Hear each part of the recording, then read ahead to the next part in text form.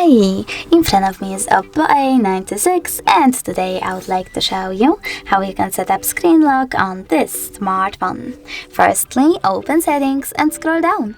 Now you need to select passwords and biometrics, click on set lock screen password over here and choose continue in the pop-up.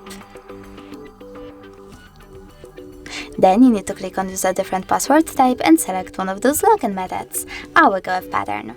Then enter it and repeat it. Following that, you can also add your fingerprint right away by choosing add and following the instructions. I will go with cancel though, so I have to click on it, tap on home button, and now when I turn off my screen, then turn it back on, as you can see pattern is now required. Thanks so much for watching. If you enjoyed this video, don't forget to leave a like, comment and definitely subscribe. Bye!